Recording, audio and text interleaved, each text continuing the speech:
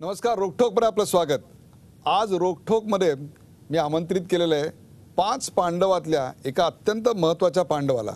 ते अशा करता की सत्तेच्या सारीपाटामध्ये सर्वात महत्त्वाची भूमिका आत्ता महायुतीमध्ये जर कोणाची असेल तर ती रामदास आठवले यांची आहे. आज रामदास आठवले आमच्या सर्व प्रश्नांना रोकठोक उत्तर देण्याकरता माझ्यासोबत असणार आहेत. माझ्याबरोबर त्यांना प्रश्न विचारायला असतील दिनेश दुखंडे, अरुण आणि विठोबा सावंत. आम्ही चौघजण मिळून रामदास आठवले यांना प्रश्न विचारणार आहोत. स्वागत करूया रामदास आठवले यांचं. रामदासजी, रोकठोकमध्ये आपलं स्वागत. जय भीम, जय महाराष्ट्र, जय भारत. रामदासजी, तुमचं आडनाव आठवले आहे, पण जेव्हा निवडणुकीमध्ये तिकीट वाटप होत असतं तेव्हा सगळे तुम्हाला विसरले विसरले असं करतात, आठवले असं कोणी म्हणत नाही. हे नेमकं का झालं?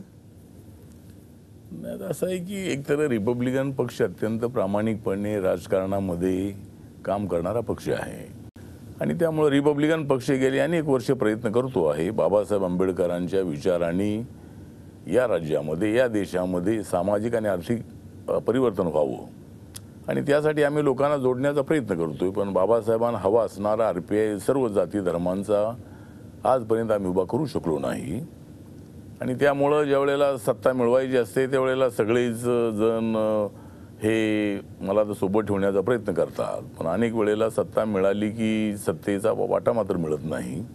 काँग्रेस पक्षाचा अनुभव आपल्याला असेल की 1990मध्ये ज्या वेळेला मी रिपब्लिकन पार्टी ऑफ इंडियाच्या माध्यमातून शरद पवारांना काँग्रेसला पाठिंबा दिला त्यावेळेला तर सत्ता आम्हाला मिळाली. मला तर मी कुठल्याही सभागृहाचा मेंबर नसताना शरद पवारांनी मला मंत्री केलेलं होतं, परंतु सत्तेचा वाटा कार्यकर्त्यांपर्यंत पोचत नाही किंवा ज्या जागा मला ते दिल्या जातात त्या ठिकाणी बंडखोर उभे केले जातात, तिथं त्यांची मतं ट्रान्सफर होत नाहीत, आमची मतं मात्र ट्रान्सफर होतात. त्यामुळं मला कोणी विसरते असं अजिबात नाही. ज्यावेळेला सत्ता पाहिजे असते त्यावेळेला त्यांना आठवले आवश्यक असतो, कारण माझं नाव जरी आठवलेलं असलं म्हणजे माझं नाव जरूर आहे आठवले, कारण मी अनेकांना फार दूर दूर पाठवलेलं आहे. त्यामुळं आमची जी मतं नाव आठवले पण तुम्ही इतरांना दूर दूर पाठवले, पण तरी सुद्धा लोक तुम्हाला, तुमचे सत्तेचे पार्टनर तुम्हाला विसरले, अशी एक कविता आपल्याला होऊ शकते या ठिकाणी. नाही म्हणजे आता माझं नाव आहे रामदास आठवले, मी अनेकांना फार दूर पाठवले, माझ्या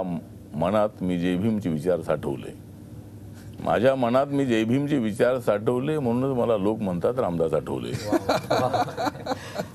आठवले साहेब, असा एक प्रश्न होता की काँग्रेस NCP या पुरोगामी पक्षांची साथ सोडल्यानंतर शिवसेना भाजप बरोबर आल्यानंतर नेमकं तुमच्या पदरात काय पडलं? आता नेमकं पदरात काय पडलं तर आता राज्यसभा ही आपल्या पदरात पडलेली आहे, म्हणजे काहीच मिळालं नाही असं काही म्हणता येणार नाही. परंतु राज्यसभा मिळाल्यानंतर ही अपेक्षा होती की मी पुन्हा BJPच्या आणि शिवसेनेच्या नेत्यांना सांगत होतो की पंडित जवाहरलाल नेहरूंच्या मंत्रिमंडळामध्ये बाबासाहेब आंबेडकर शेड्यूल कास्ट फेडरेशनचे नेते म्हणून होते. त्यानंतर रिपब्लिकन पक्षाला कधीही केंद्राच्या मंत्रिमंडळामध्ये संधी मिळाली नाही. 2004मध्ये मी पंढरपूरमध्ये निवडून आल्यानंतर मला ती संधी आली होती, परंतु त्यावेळेला मला सांगण्यात आलं की तुम्ही एकटेच आहात आणि त्यामुळं विस्ताराच्या वेळेला तुम्हाला मंत्रिमंडळामध्ये घेण्यात येईल आणि आपल्याला माहीत आहे की 2 वर्षानंतर ज्यावेळेला विस्तार झाला UPAच्या काळामध्ये त्यावेळेला मला सांगण्यात आलं काँग्रेसकडून की तुम्ही NCPच्या कोट्यात आहात, NCPने सांगितलं तुम्ही RPIच्या कोट्यात आहात आणि त्यामुळं मला काही मंत्रिपद त्यावेळेला मिळालं नाही. त्यामुळे आपण जे म्हणताय त्याप्रमाणे आता मी महायुतीच्या सोबत आल्यानंतर नक्कीच रिपब्लिकन पक्षाला एक आगळं वेगळं असं महत्त्व आलेलं आहे.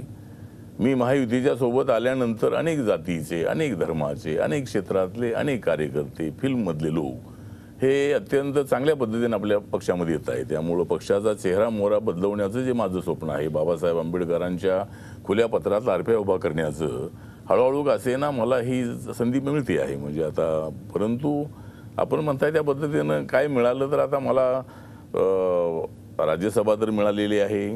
फक्त तुम्हालाच राज्यसभा मिळाली, कार्यकर्त्यांना काहीच मिळालं नाही? नाही, कार्यकर्त्यांना मिळेल ना, आता सत्ता आल्यानंतर कार्यकर्त्यांना मिळेल. असं अनेक वर्ष तुम्हाला काँग्रेस आणि NCPत वागवलं गेलं. नाही आता मिळेल म्हणत 2 पिढ्या खर्ची पडल्या. नाही, काँग्रेस आणि NCP सोबत असताना जर आपण बघितलं इतर RPIच्या नेत्यांच्या काँग्रेस अलायन्सच्या कंपॅरिझनमध्ये, तुलनेमध्ये मी ज्यावेळेला 90मध्ये शरद पवार आणि काँग्रेससोबत अलायन्स केला, तर त्यानंतर जवळजवळ 6 MLC आम्हाला मिळाली. 3 कार्यकर्त्यांना मंत्री होण्याची संधी मिळाली माझ्यासह. मी 3 वेळेला खासदार इथं झालेलो आहे. अनेक ठिकाणी आमचे पंचायत समितीला, जिल्हा पंचायतीला, नगरपालिकेलाही लोक निवडून आलेले आहेत त्या काळामध्ये. मुंबईचं महापौर पद सुद्धा आम्हाला मिळालं होतं. काही ठिकाणचे नगराध्यक्षपद, उपाध्यक्षपदही मिळालेली होती. पण जेवढी सत्ता मिळायला पाहिजे तेवढी मिळत नाही. म्हणजे जेवढा आम्हाला वाटा मिळायला पाहिजे तेवढा आम्हाला वाटा मिळत नाही. काय मिळत नाही आम्हाला वाटा? म्हणजे आम्हाला यासाठी मिळत नसावा वाटा, कारण आम्ही कधीच काढत नाही कुणाचा काटा. परंतु काट्याचा विषय नाही आहे, परंतु आम्ही एक प्रामाणिक राजकारणी आहोत. आम्ही एकदा जे दोस्ती केली तर ती टिकवायची आणि आपली मतं ही त्यांना ट्रान्सफर करायची, त्यांना निवडून आणायचं. परंतु त्या बदल्यामध्ये आमच्या उमेदवारांना मात्र निवडून आणलं जात नाही. जर उदाहरण द्यायचं असेल तर 90मध्ये पवार साहेबांनी आम्हाला 12 जागा दिल्या आणि एक सुद्धा जागा निवडून आली नाही. 95मध्ये आम्ही त्यांच्यासोबत राहिलो, एकही जागा निवडून आली नाही. 99मध्ये आम्ही त्यांच्यासोबत राहिलो, फक्त त्यावेळेला पप्पू कलानी हे काय ते अपक्ष निवडून यायचे. ती उल्हासनगर जागा आम्हाला सोडली आणि त्यांना आम्ही AB फॉर्म दिला आणि ते RPIच्या तिकिटावर निवडून आले. म्हणजे काँग्रेसच्या सोबत जरी ही अशी काही सत्ता मिळालेली असली तरी निवडून आणण्याच्या संबंधामध्ये मात्र काँग्रेसकडून सुद्धा आम्हाला चांगल्या पद्धतीचा प्रतिसाद मिळालेला नाही, ही वस्तुस्थिती आहे. आठवले साहेब, तुमची दोन्हीकडे फरफट होते. म्हणजे तिकडे काँग्रेस म्हणायचं की तुम्ही राष्ट्रवादीच्या कोट्यात आहात, राष्ट्रवादी म्हणायचं काँग्रेसच्या कोट्यात आहात. इथं शिवसेना म्हणते तुम्ही भाजपच्या कोट्यात आहात, भाजप म्हणतं तुम्ही शिवसेनेच्या कोट्यात आहात. म्हणजे दोन्हीकडे साधारण सारखाच अनुभव आहे तुम्हाला? नाही, आता माझं म्हणणं असं आहे की मला भाजपने काही शिवसेनेच्या कोट्यामध्ये टाकू नये, शिवसेनेने भाजपच्या कोट्यामध्ये टाकू नये. मी RPIच्या कोट्यामध्ये आहे. ही सूचना आहे? हा म्हणतो इशारा आहे? हा, माझा इशारा म्हणण्यापेक्षा मी RPIचा आहे. म्हणजे RPIच्या पाठिंब्यामुळं तुम्हाला 42 ठिकाणी लोक तुमचे निवडून आले. आता आमची साताऱ्यामध्ये मात्र आम्हाला तुमची मतं मिळाली नाहीत. मित्रपक्षांची मतं जशी मिळाली नाहीत. बाळासाहेब ठाकरेंनी एकदा आदेश दिला की सगळे कोणत्याही माणसाला जरी एखादा दगड जरी उभा राहिला तरी त्यांना निवडून आणलेलं आहे बाळासाहेब आणि उद्धवजींनी. पण साताऱ्याच्या ठिकाणी आम्हाला मतं मिळाली. आमच्या काय उमेदवाराचं डिपॉझिट जप्त झालेलं आहे. तर म्हणून मित्रपक्षांनी सुद्धा म्हणजे आमच्याकडे निवडून येण्याची कपॅसिटी नाही असं अजिबात नाही आहे. आम्हाला ताकद देण्याचा प्रयत्न केला तर आम्ही निवडून येऊ शकतो. तर त्या दृष्टिकोनातून मला असं वाटतं की आता इथं कोट्याचा विषय नाही. आता एकतर माझ्या मंत्रिपदाची काही मला हौस अजिबात नाही आहे. मी काही मंत्रिपदाच्या भरोशावर मी माझ्या समाजकारणात, राजकारणात अजिबात नाही. मला बाबासाहेब आंबेडकरांचा निळा झेंडा माझ्या पाठीमागं आहे, जय भीम माझ्यासोबत आहे आणि त्यामुळं मला ही माझ्या तमाम कार्यकर्त्यांची ताकद माझ्या पाठीमागं आहे. मी सत्तेवर असल्यानंतर माझ्यासोबत लोक आहेत असं अजिबात नाही. मी खासदार नसताना माझ्या शाखा ओपन होत होत्या, कार्यकर्ते माझ्यामध्ये येत होते. आता मी अलीकडे 4 महिन्यापूर्वी मी खासदार झालो. त्यामुळे मी मंत्री किंवा खासदार किंवा आमदार झाल्यानंतर लोक माझ्यासोबत येतात असं नाही आहे. तर लोक एक चळवळी, आंबेडकरी चळवळ म्हणून मोठ्या प्रमाणामध्ये लोकांचा भरणा माझ्या पक्षामध्ये आहे. तर म्हणून मला काय मंत्रिपदाची मला आवश्यकता अजिबात नाही आहे. पण जर आमच्या प्रयत्नामुळं तुम्ही निवडून आलात आणि जर आपण सत्ता हस्तगत केलेली आहे, नरेंद्र मोदी साहेबांसारखे ॲक्टिव्ह व्यक्ती त्या ठिकाणी पंतप्रधान झालेली आहे, तर मग RPIला संधी का नको? त्यामुळे मी काही मंत्रिपदाच्या मागे लागलो आहे अशा पद्धतीचा गैरसमज काही लोक करतात. परंतु मी मंत्रिपदाच्या मागे लागलो नाही. आणि मला नरेंद्र मोदीजींनी आश्वासन दिलेलं आहे की पहिल्या राऊंडमध्ये मला थोडं छोटं मंत्रिमंडळ बनवायचं आहे. तुमची मदत मला फार चांगली झालेली आहे माझ्या पक्षाला, आमच्या तुम्हाला आश्वासन नरेंद्र मोदींनी दिलेलं आहे? हा, ते दिलेलं आहे. मला विस्तारामध्ये नक्की स्थान मिळणार? हा, तर नरेंद्र मोदीजी पूर्णपणे अजूनही विश्वास आहे? हा, तर आता मी प्रयत्न केला होता की पहिल्या वेळेलाच नरेंद्र मोदींचा शपथविधी ज्या वेळेला होईल, कारण ज्या वेळेला लोकसभेच्या निवडणुकीचा प्रचार सुरू होता त्यावेळेला भाजपचे आणि काँग्रेसचे नेते सांगत होते की आठवलेंना काँग्रेसने मंत्री केलं नाही, आठवलेंचं सामान दिल्लीच्या बंगल्यामधलं बाहेर काढलं. तर अशा पद्धतीचा प्रचार ते असा प्रचार करत होते आणि नरेंद्र मोदी पंतप्रधान झाले की त्यामध्ये आठवले असतीलच अशा पद्धतीचा विश्वास अनेक सभांमधून, अनेक गोपीनाथ मुंडे असतील किंवा इतर नेत्यांनी अनेक ठिकाणी अशा पद्धतीचं वक्तव्य केलेलं होतं. म्हणून मी प्रयत्न करत होतो बाबा पहिल्या राऊंडमध्ये जर माझं होऊ शकलं असतं तर देशभरामध्ये अत्यंत चांगलं वातावरण होतं आणि काँग्रेसने केलेला अन्याय जो आहे तो BJP आणि NDAने दूर केलेला आहे. अशा पद्धतीची भावना देशभर होऊ शकली असती. पण ते पहिल्या राऊंडमध्ये मला 24 तारखेला नरेंद्र मोदी यांचा शपथविधी झाला 26 मेला. तर 24 तारखेला गुजरात भवनमध्ये नरेंद्र मोदी यांनी मला बोलावलं होतं आणि त्यांनी सांगितलं की रामदास जी आपका सहयोग बहुत अच्छा हुआ है, महाराष्ट्र में 42 सीटें चुनकर लाने में आपका भी सहयोग है, और उत्तर प्रदेश हो, गुजरात हो या और भी कई राज्यों में भी आपका उपयोग हुआ है। तो पहले राउंड में थोड़ा सा हमको डिफिकल्ट है कि क्योंकि आपको अगर हम करेंगे तो और भी 1-2 मेंबर चुनकर आने वाली पार्टियां भी काफ़ी है जिन्होंने अपने को साथ दे दिया तुम्ही है। अजूनही विंगेत उभा राहिला, वेटिंग लिस्टमध्ये रिझर्वेशन अगेन्स्ट कॅन्सलेशन या लिस्टमध्ये अजूनही तुम्ही बसायला तयार आहात। पहिली हक्काचा बर्थ अजूनही सत्तेचा तुम्हाला मिळत नाही, त्याबद्दल खंत आहे, पण त्याबद्दल तुम्ही कुठली भूमिका घ्यायला तयार नाही। खरं तर सर जोडून म्हणजे खरं तर ढकलाढकल एका अर्थाने सुरू आहे।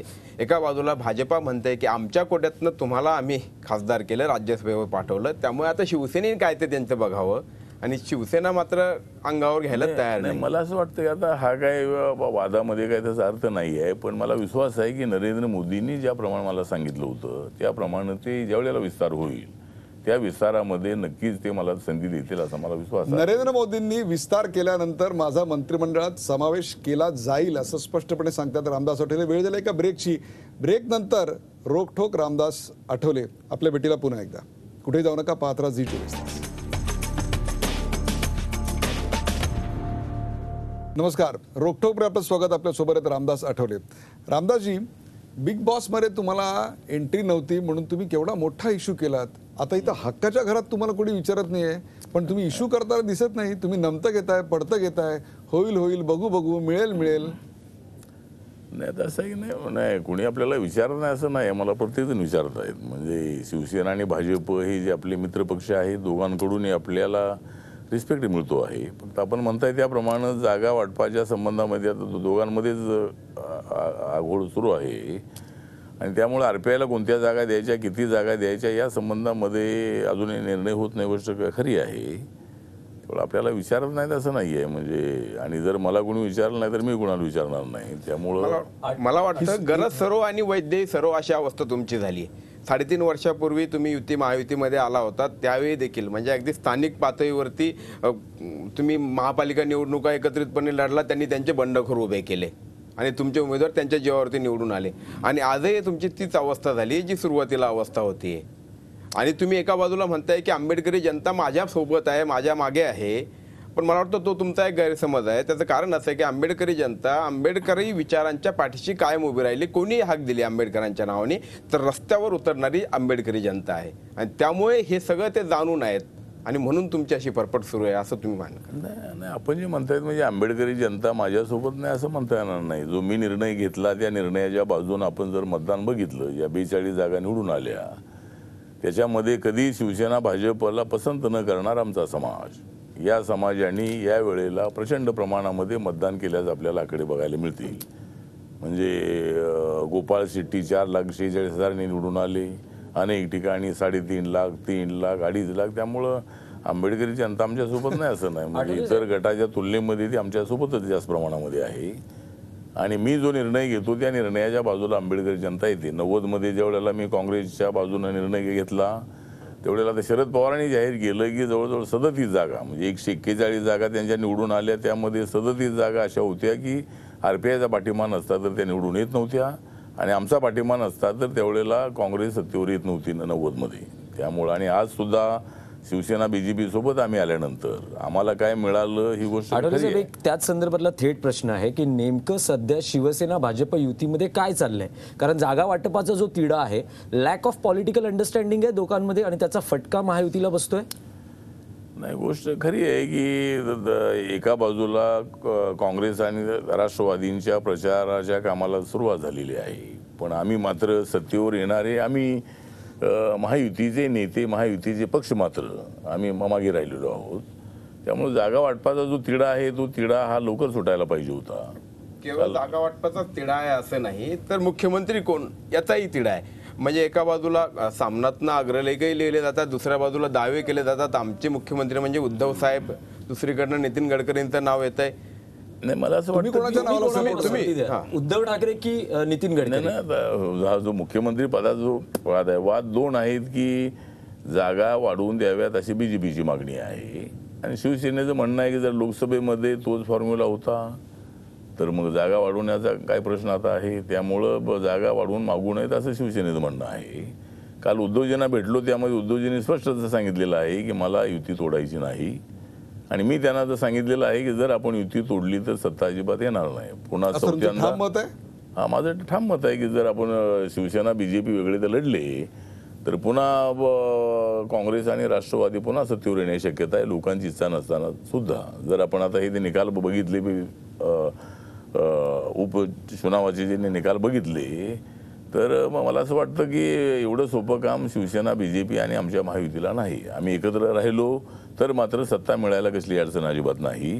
त्यामुळे उद्धवजींनी मात्र त्यांच्या वतीनं सांगितलेलं आहे की मला युती अजिबात तोडायची नाही, आणि आता मी बीजेपीच्या नेत्यांना भेटणार आहे.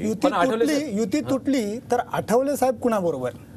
म्हणजे महायुतीतल्या कोणाबरोबर का आणखीन महायुती बाहेरच्या कोणाबरोबर? युती तुटली तर आम्ही कोणाबरोबर म्हणण्यापेक्षा जे आमच्याबरोबर आम्ही त्यांच्याबरोबर. त्यामुळं युती तुटली तर युती तुटू नये हाच प्रयत्न आमचा आहे, आणि जर युती तुटली तर काय करायचं तो पक्ष निर्णय घेईल. आठवले साहेब, एक अशी चर्चा आहे की एकूण ज्या युतीतल्या घडामोडी घडतायत, राष्ट्रवादी काँग्रेसचे अध्यक्ष शरद पवार यांनी तुमच्याशी संपर्क साधलेला आहे, तुम्हाला पुन्हा राष्ट्रवादीकडे येण्याविषयी विचारलं जात आहे. काय समजा युती तुटली तर तुम्ही पवारांबरोबर जाऊ शकता?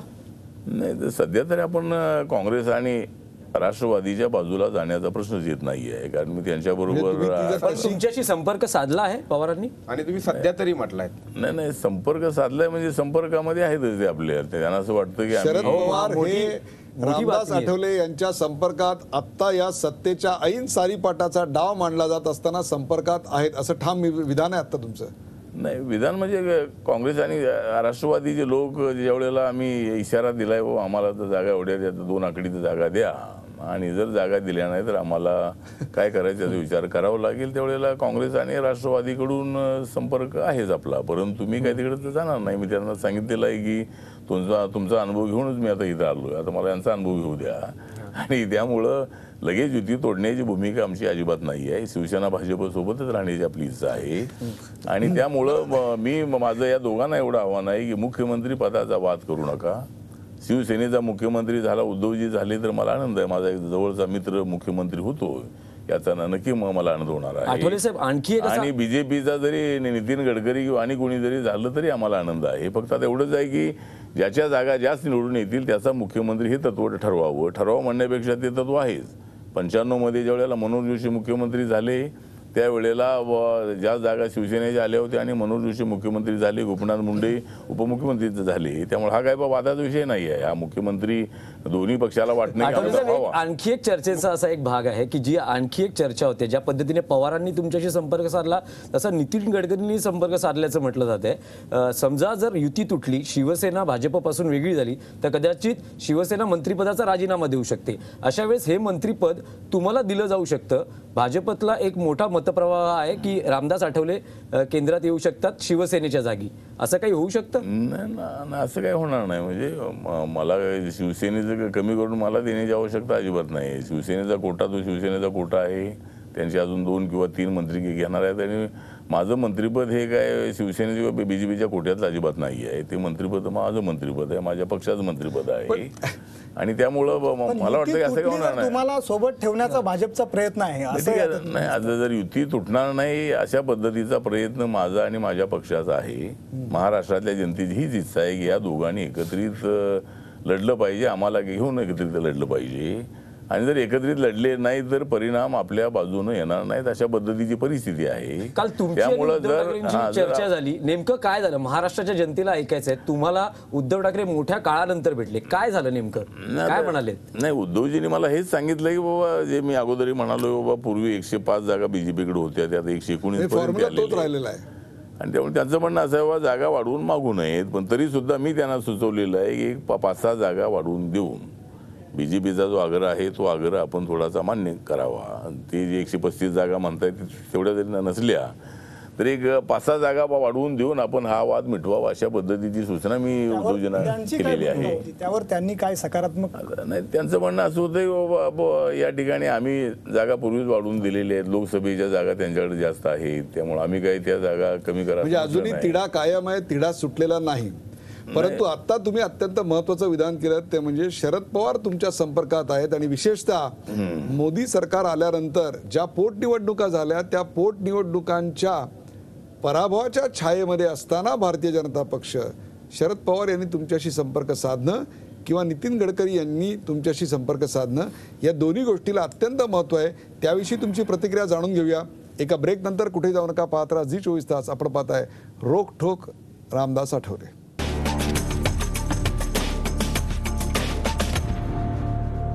नमस्कार, रोखठोकमध्ये आपलं स्वागत. आपल्यासोबत आहेत रामदासजी आठवले. रामदासजी आठवले, मोदींचं सरकार आल्यानंतर 100 दिवसानंतर ज्या पोटनिवडणुका झाल्या, त्याच्या आधी बिहार झारखंडमध्ये निवडणुका झाल्या, त्यात भारतीय जनता पक्षाला एक प्रकारे पराभव सामोरं जावं लागला. या सगळ्याचा महाराष्ट्राच्या विधानसभा निवडणुकांवर काय परिणाम होईल? मोदी लाट ओसरले असं वाटतं का, की मला लोकसभेला मिळालेला विजय हा मोदी लाटेमुळे होता की नव्हता? नाही, आता जर निरगुडकरजी आपण बघितलं तर लोकसभेच्या वेळेला मोदींची प्रचंड अशा पद्धतीची लाट होती. म्हणजे जे ते यश मिळालं ते मोदींमुळेच होतं. हा, म्हणजे मोदींची लाट होती आणि काँग्रेस विरोधामधली लाट होती. म्हणजे काँग्रेस विरोधामधली लाट असल्यामुळे मोदींची लाट वाढली. जशी समुद्राला भरती यावी त्याप्रमाणे नरेंद्र मोदींचं नेतृत्व सोशल मीडियाने आणि अत्यंत प्लॅनिंगनी ते एकदम पुढं आलं आणि त्यामुळं लोकांनी नरेंद्र मोदींचं नेतृत्व मान्य करून प्रचंड असं मतदान केलं त्यावेळेला. कारण लोकांना महागाईमुळं त्रस्त झालेला माणूस आणि प्रचंड प्रमाणामध्ये मतदान केलं आणि नरेंद्र मोदींना पसंती दिली. तर आता जे निकाल आलेले आहेत तर त्या निकालामध्ये काय लोकसभेची निवडणूक नव्हती, त्या पोटनिवडणुका होत्या. आणि आता पोटनिवडणुका या स्थानिक उमेदवारांच्या कामावरती बऱ्याचशा प्रमाणामध्ये अवलंबून असतात. त्यामुळं जरी या ठिकाणी बीजेपीला आज अग्रलेखामधून त्याला 4 खडे बोल सुनावले गेलेत. किंबहुना या मागच्या लोकसभेच्या यशाचं श्रेय नेमकं कुणाचं, मोदी लाटेचं की अन्य कुणाचं, अशी चर्चा आहे. तुमचं मत एकदा रोखठोक महाराष्ट्राला कळून द्या. नाही, आता मोदींची लाट तर देशभर होतीच होती, परंतु महाराष्ट्रामध्ये मोदींच्या लाटेबरोबर या ठिकाणी बाळासाहेब ठाकरेंची या विचाराची शिवशक्तीची लाट होती. भीमशक्ती ही शिवशक्तीसोबत आल्यामुळं आणि बीजेपी सेनेबरोबर आल्यामुळं ती सुद्धा लाट होती. आणि त्यामुळं मला असं वाटतं की मोदींची लाट कोणी अमान्य करू शकत नाही. जे आपण मला विचारलं किंवा उद्धवजी काय म्हणाले, तर उद्धवजींनी मला हेच सांगितलं की मी मोदींची लाट नव्हती असं कधी म्हटलेलं नाही. मोदींची लाट होतीच होती, पण त्या लाटेमध्ये आमच्याही लाटा होत्या आणि त्यामुळं प्रचंड अशा पद्धतीचं यश महाराष्ट्रामध्ये 42 जागा मिळाल्या. तर त्यामुळे मला वाटतं की हे जे निकाल आहेत या निकालाचा विचार बीजेपीला सुद्धा करावा लागेल. कारण राजकारणामध्ये नेहमीच त्या लाटा राहत नाही आहेत. समुद्राला जशी भरती येते तशी नंतर ती ओहोटी सुद्धा येत असते. हा नैसर्गिक ओहोटीचा काळ सुरू झाला. त्यामुळं जरी ओहोटी जरी आता असली तरी महाराष्ट्रामध्ये मात्र असं होणार नाही. महाराष्ट्रामध्ये आमची लाट आहे. महाराष्ट्र विधानसभा निवडणुकीत नेमकी तुम्हाला कोणाची लाट दिसून येते? शिवसेनेचे नेते म्हणतात बाळासाहेबांचा करिश्मा. नाही, बरोबर आहे. म्हणजे बाळासाहेबांच्या आठवणी जे आहेत, बाळासाहेबांचं जे कर्तृत्व आहे, त्या कर्तृत्वामुळे जे शिवसैनिक अत्यंत मजबूतीने उभे राहिलेले आहेत त्याच्यामध्ये बाळासाहेबांचा अत्यंत महत्त्वाचा वाटा हेच आहे. ही भीमशक्ती ही शिवशक्ती आणि सेना भाजपसोबत आल्यामुळं बाबासाहेब आंबेडकरांना मानणारा जो समाज आहे हा समाज राजकीय परिपक्व आहे आणि तो समाज मोठ्या प्रमाणामध्ये शिवसेना बीजेपी सोबत आलेला आहे. त्यामुळं जरी हे निकाल जरी आता थोडे बीजेपीच्या विरुद्ध जरी गेलेले असं वाटत असलं तरी मी तुम्हाला सांगतो की आम्ही तिघेजण आणि दुसरे आमचे मित्रपक्ष आठवले साहेब तुम्ही थेट म्हणतात बाळासाहेबांचा करिश्मा, शिवशक्ती, भीमशक्ती, म्हणजे भाजप कुठेच नाहीये. नाही, भाजप आहे ना. म्हणजे भाजपला मी डावलतोय असं नाही आहे. या ठिकाणी नरेंद्र मोदींची जी लाट आहे ती नरेंद्र मोदींची लाट एकदम ओसरली असं म्हणता येणार नाही. ती महाराष्ट्राच्या निवडणुकीमध्ये नरेंद्र मोदींची काय प्रमाणामध्ये लाट म्हणण्यापेक्षा एक पॉप्युलर प्राईम मिनिस्टर. पण या लाटेचे तडाखे आता महायुतीलाच महाराष्ट्रात बसायला लागले. नाही, असं काही नाही. तडाखे आम्ही काँग्रेस राष्ट्रवादीला ते देणार आहोत. म्हणजे आम्ही सगळे एकत्र आता असं घडतंय की तुम्ही त्यांच्या सोबत जातायत आणि तुम्ही म्हणतात की विचारांना मानणारा वगैरे सगळं समविचारी, दुसऱ्या बाजूला शरद पवारांसारखे जे नेते आहेत ते अजूनही त्या भाजपाला, त्या शिवसेनेला जातीयवादी पक्ष, ते धर्मसंसद भरवतात, धर्मभेद निर्माण करतात असं सांगतायत आणि तुम्ही मात्र आंबेडकरी विचारांचे असून देखील त्यांच्यासोबत जातात. ठीक आहे ना, आम्ही आंबेडकरी विचारांचे ऍडजस्टमेंट नाही तर कॉम्प्रोमाइज आहे असा आरोप तुमच्यावर. नाही, हा आरोप करा ना. आरोप करण्याचा तुम्हाला अधिकार आहे आणि त्याला उत्तर देण्याचा रोखठोक मला अधिकार आहे. त्यामुळं मी सुरुवातीपासूनच सांगितलेलं आहे की शिवसेना भाजपसोबत जाताना काय मुद्द्यांवर मतभेद असूनही कॉमन मिनिमम प्रोग्रामवरती मी त्यांच्यासोबत आहे. हा पॉलिटिकल अलायन्स आहे, हा काही सोशल अलायन्स अजिबात नाही. आणि राजकारणामध्ये अशा अलायन्स झालेले आहे. जनता पार्टीची स्थापना झाली त्यावेळेला सगळ्या विचाराचे लोक एकत्र आले होते. त्यामुळं आम्ही आमचा आंबेडकरवाद सोडलाय, निळा झेंडा सोडलाय असं अजिबात नाही आहे. आणि शिवसेना भाजपनी हे मान्य केलेलं आहे की बाबासाहेब आंबेडकरांची विचारप्रणाली, बाबासाहेब आंबेडकरांच्या संविधानामध्ये कसलाही बदल होणार नाही.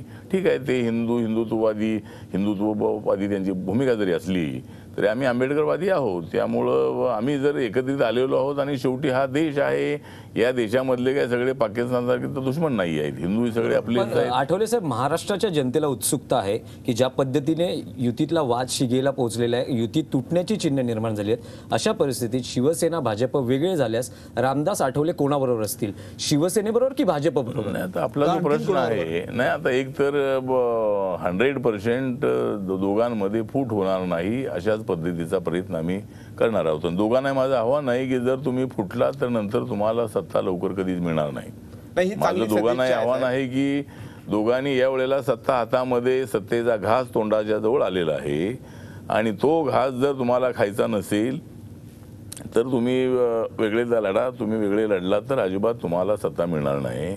आणि मग दिनेश तू विचारलेला जो प्रश्न आहे की जर यांच्यामध्ये फूट झाली, ती फूट होणारच नाही, पण जर झाली तर आम्ही कोणासोबत असू? तर आता आम्ही कोणासोबत असू, जे आमचा अजेंडा मान्य करतील त्यांच्यासोबत आम्ही असू. जर दोघांशी तुमचा मान्य करेल असं तुम्हाला वाटतं? दोघे मान्य करतील आमचा अजेंडा. एका बाजूला ज्या आव्हानाला तुम्ही प्रतिसाद दिला होता शिवशक्ती भीमशक्तीच्या, ती एका बाजूला शिवसेना आहे आणि दुसऱ्या बाजूला तुम्हाला खासदार बनवणारी भाजप आहे.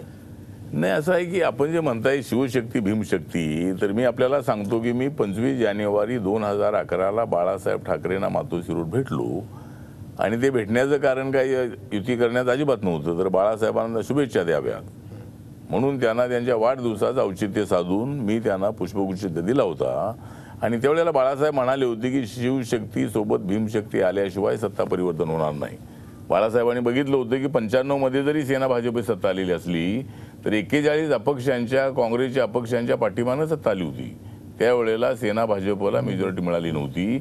तर हे कारण काय आम्हाला सत्तेच्या बाहेर ठेवण्याचं? तर ही जी भीमशक्ती आहे, ही भीमशक्ती नेहमी काँग्रेसच्या सोबत राहिलेली आहे, राष्ट्रवादी नंतर झाली, तर म्हणून आपल्याला सत्ता मिळत नाही. त्यामुळे तुम्ही जर आमच्यासोबत आलात तर सत्ता परिवर्तन होऊ शकेल, त्या माध्यमातून दलितांचा आर्थिक विकास होऊ शकेल, सामाजिक ऐक्य निर्माण होऊ शकेल. आणि म्हणून बाळासाहेब मला म्हणाले, पण आम्ही लगेच निर्णय घेतला नव्हता. आणि शिवशक्ती म्हणजे फक्त शिवसेना नाही, तर शिवशक्ती म्हणजे शिवसेना आणि बीजेपी. बाळासाहेब हे बोलले होते की बीजेपीला सोडून आपण एकत्र राहू असं कधी म्हणाले नव्हते. तर शिवशक्तीचा अर्थ शिवसेना भाजप. तुमचे विचार खूप व्यापक होताना मला दिसत आहेत आणि तसंच तुमच्या पक्षाच्या एकूण धोरणातही मला सर्वसमावेशकता दिसते. पण ती सर्वसमावेशकता ही आम्हाला माध्यमांच्या समोर येताना मात्र एकाच व्यक्तीच्या बाबतीत फार प्रामुख्याने दिसते आणि ती म्हणजे राखी सावंत. त्याच्याविषयी रामदास आठवले उत्तर देणार आहेत. एका ब्रेक नंतर कुठेही जाऊ नका, पाहत राहा झी24 तास. आपण पाहताय रोक ठोक रामदास आठवले.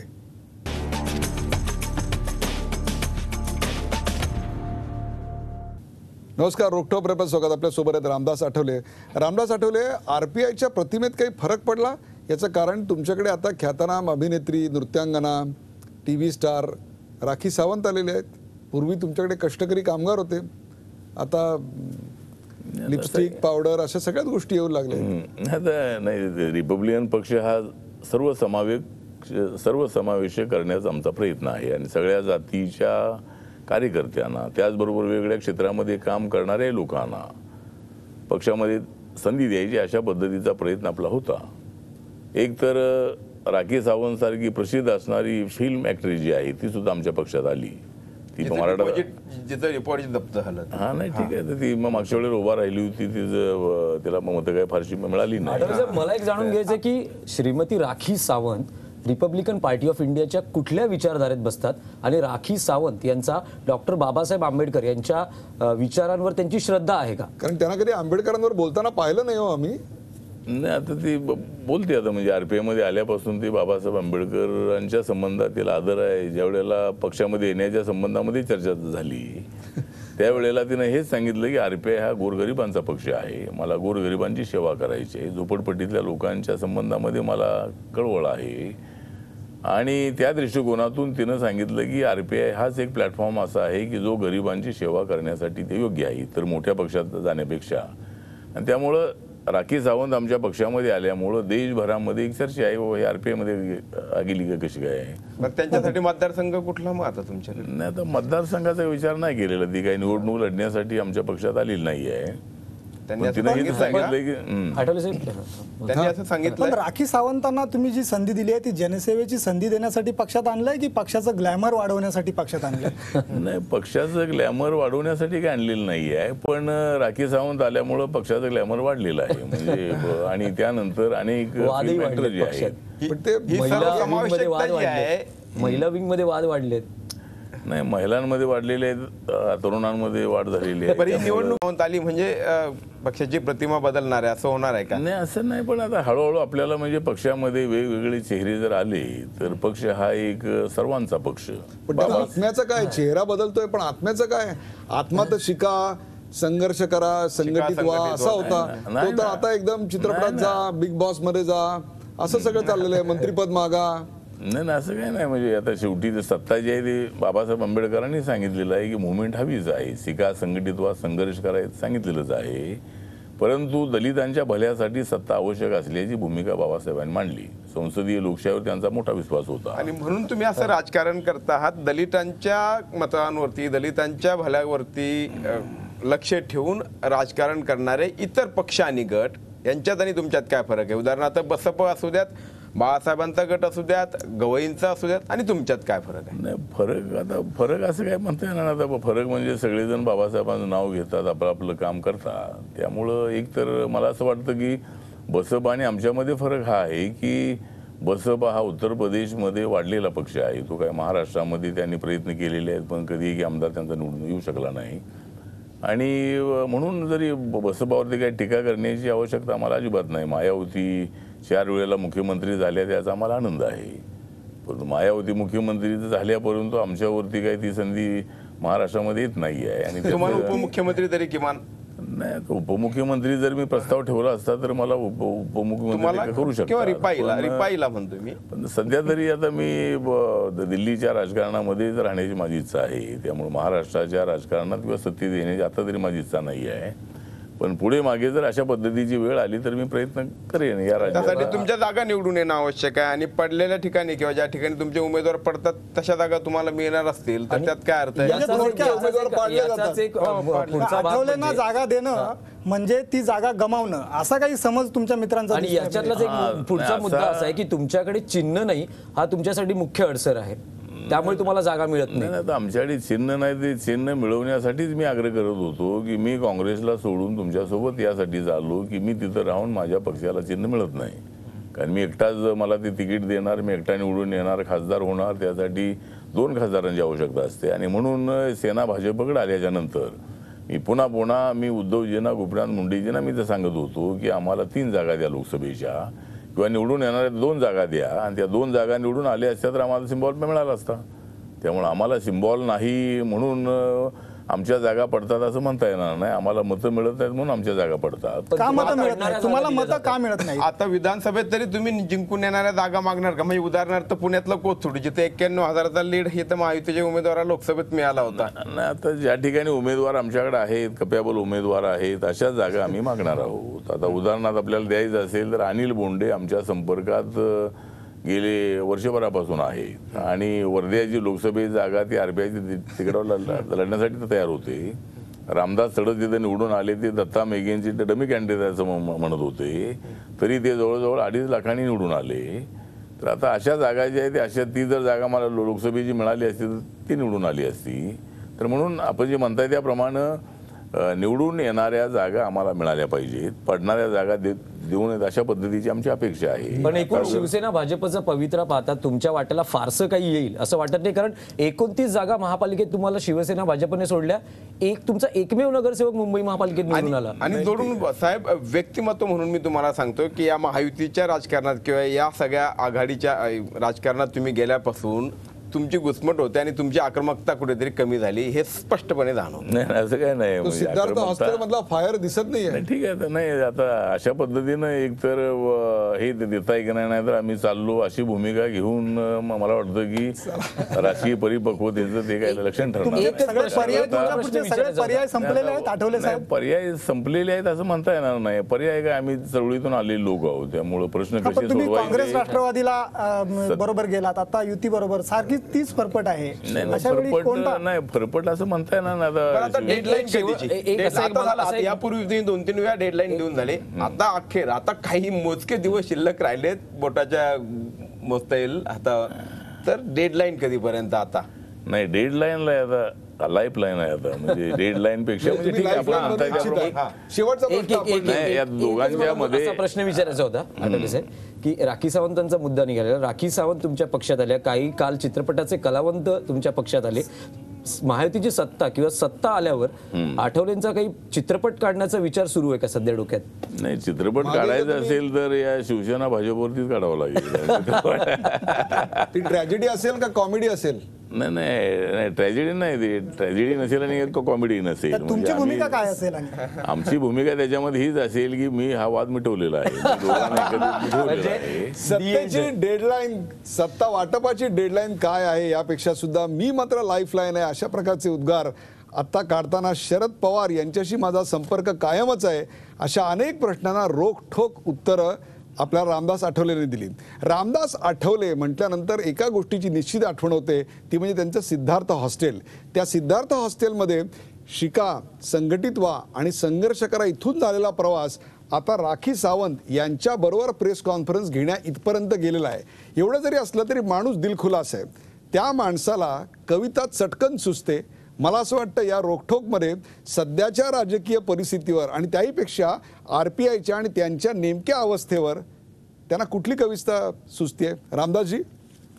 नाही, आता कविता म्हणजे आता एक तर कविता करण्याची मला तर सवय आहे आणि त्या दृष्टिकोनातून आता आपण मला विचारलेलंच आहे, तर मी एवढंच सांगतो की दोस्त दोस्त ना रहा, दोस्त दोस्त ना रहा तो मैं जाऊंगा कहाँ, दोस्त दोस्त ना रहा तो मैं जाऊंगा कहाँ, शिवसेना BJP जहाँ मैं रहूंगा वहाँ, शिवसेना BJP जहाँ मैं रहूंगा वहाँ, अब मुझे कांग्रेस और एनसीपी के पास नहीं है जाना, अब मुझे कांग्रेस और एनसीपी के पास नहीं है जाना, क्योंकि उन्होंने छीन लिया था मेरा मंत्री पद का खाना, क्योंकि उन्होंने छीन लिया था मेरा मंत्री पद का खाना,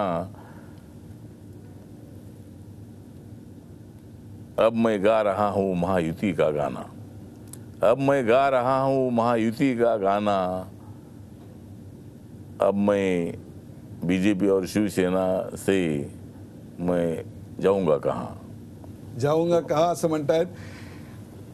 शेवटचा अगदी शेवटचा प्रश्न कार्यक्रम संपवताना तुमच्या समोर हा बुद्धिबळाचा पट आहे. त्याच्यात घोडे आहेत, हत्ती आहेत, वजीर आहे, प्यादा आहे, राजा आहे, उंट आहे. तुम्ही नेमके कुठे आहात? नाही, मी या सगळ्यांच्या मध्ये आहे मी. पण यातले कोण? प्यादी आहात, घोडे आहात, वजीर आहात? नाही, मी वजीर आहे मी. पण राजा भावाचं वाटत नाहीये? नाही, राजा तर ताबडतोब होणार नाही, अगोदर वजीर झाल्यानंतर मग राजा होणार मी. Thank you very much. इतका दीर्घ वेळ तुम्ही आमच्या सगळ्यांशी बोलल्याबद्दल. हे होते रोखठोक रामदास आठवले. धन्यवाद. धन्यवाद. चला.